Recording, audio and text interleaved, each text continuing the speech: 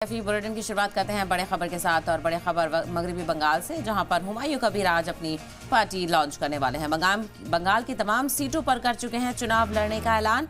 खुद को बता चुके हैं किंग मेकर। हुमायूं कबीर ने रखी थी नई बाबरी मस्जिद की बुनियाद, जिसको लेकर चार जानिब उनकी चर्चा हो रही है। तो हुमायूं कबीर आज अपनी नई पार्टी लॉन्च करने वाले हैं।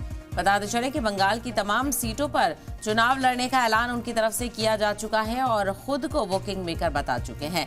तो हुमायूं कबीर की एंट्री से मगरबी बंगाल के चुनावों पर कितना सियासी असर पड़ता हुआ नजर आएगा, ये देखना बेहद अहम होगा।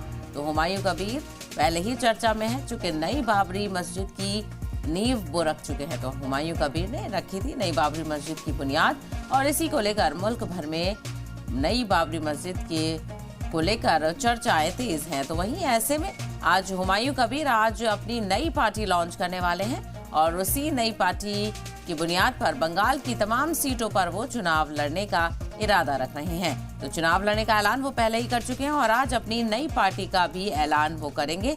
देखना बेहद अहम होगा नई पार्टी का नाम वो क्या रखते हैं और क्या कुछ हिकमत अमली नई पार्टी के हवाले से वो बयां करते हैं और कैसे मगरबी बंगाल के चुनावों पर इसका असर पड़ता हुआ नजर आएगा। तो चुनाव लड़ने का ऐलान सभी सीटों पर कर चुके हैं।